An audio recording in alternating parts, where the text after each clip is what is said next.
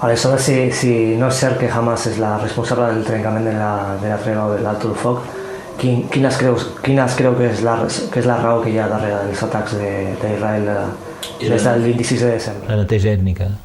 La neteja, és que no dubtis, la neteja ètnica, perquè amb colònies i assentaments i encerclar-los i ofegar-los i boicot i bloqueig no han aconseguit d'arribar al govern de Hamas. El govern de Hamas és el producte de la frustració i el fracàs de les negociacions. La gent votava Hamas perquè no havia no assolien res de les seves reivindicacions nacionals. Llavors la gent tenien dues opcions, o l'opció de continuar negociant mentrestant l'estat d'Israel està menjant el territori, o la resistència. És que no teníem més remei que la resistència. Llavors, clar, no podem parlar de la culpa de Hamas. La culpa de tota aquesta història és l'ocupació dels territoris de Cisjordània a Gaza. I aquí hi ha una resolució de les Nacions Unides, el 242, que insta l'estat d'Israel de la retirada total dels territoris aquests. Si no hi ha retirada, sempre hi haurà capítols d'aquest tipus. La resistència és que no et deixen una altra alternativa. Parlant ara una mica de la comunitat internacional, del paper que juga la comunitat internacional, quina opinió té sobre les iniciatives de pau de països com França, amb Sarkozy o Egipte, que també s'han... Home, tot aquest tipus d'iniciatives són iniciatives perquè la gent de Palestina aixequi la bandera blanca. És que aquí hi ha dos formes o dos plans per a l'Orient Pròxim. Un plan liderat per Estats Units, el món occidental i règims àrabs, jo estic parlant de règims àrabs, d'acabar amb l'esperit de lluita i l'esperit de resistència contra els plans d'hegemònia dels Estats Units. Això està més que clar. Llavors, clar, queden dos punts focus de resistència contra aquests plans, que és el grup de Hamas a Palestina i el grup de Hezbollah en el Líban. Llavors, tot el món àrab està, sí senyor, es van rendir als plans dels Estats Units i la hegemonia dels Estats Units. I queden aquests dos grups o grupúsculs. Llavors el que està fent l'estat d'Israel, que he dit abans que és el grup davanter dels interessos de l'imperialisme de torn, la seva actitud ara és la seva funció, és acabar amb aquests dos focs de resistència de l'hegemonia dels Estats Units. Llavors, tot això, el que deies tu abans, que el ministre de Defensa, que tenia els plans aquests des de fa 6 mesos. Per què? Perquè tenen les ordres d'acabar amb aquests dos focs. Llavors, clar, ho venen al món occidental de que són integristes, que són islamistes, que són fanàtics, etc. Però, perdoneu, tenen el recolzament de tota la població àrab, aquesta gent. No perquè són islamistes, sinó perquè resisteixen a aquests plans. Parlant ara del tema dels Estats Units com a poder hegemònic, però també s'ha dit que a part dels interessos dels Estats Units d'utilitzar Israel com un estat satèl·lit a la zona, també hi ha el paper que juga el lobby israelí als propis Estats Units. Tothom ara tenen l'esperança a veure què farà Obama i canviarà el món, etc. Possiblement canviarà el món, però aquella zona no es canviarà. No es canviarà perquè el que marca la política exterior dels Estats Units és el lobby jueu i el lobby israelià i el lobby sionista.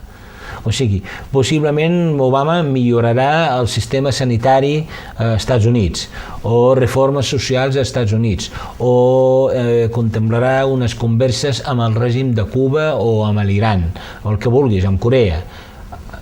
A tot arreu, els Estats Units podria actuar d'una forma lliure.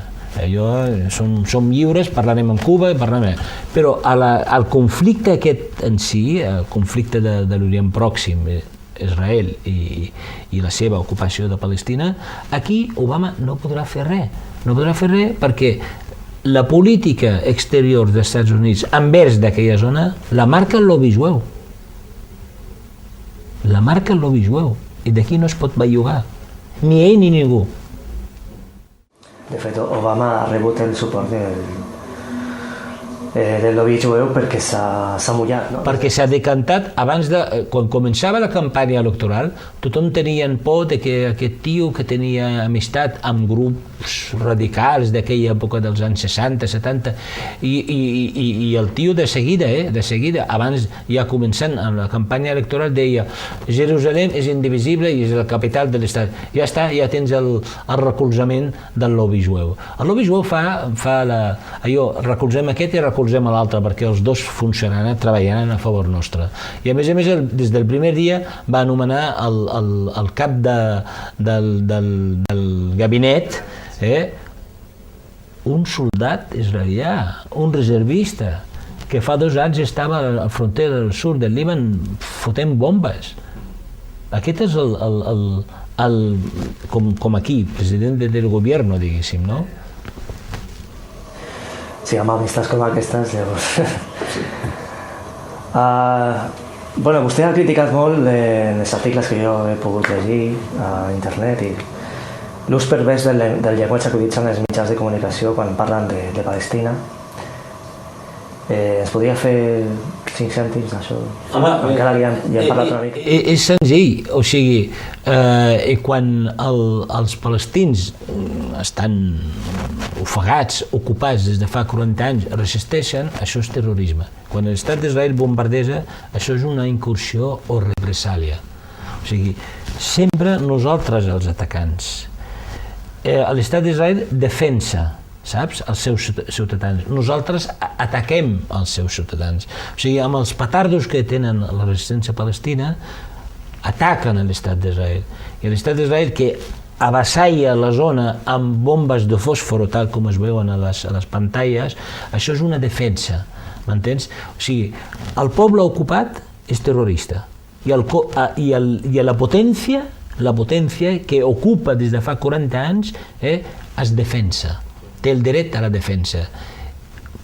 Quan els palestins maten un, és un assassinat, i quan els israelians maten un, és eliminar, m'entens? Eliminar. Totes aquestes paraules que el lector o l'audiència, al percebre aquests termes, fa una idea de que aquests són els bons i aquests són els dolents, perquè els dolents els que assassinen i els bons els que responen. Sempre l'estat d'Israel respon, però no ataca. M'explico?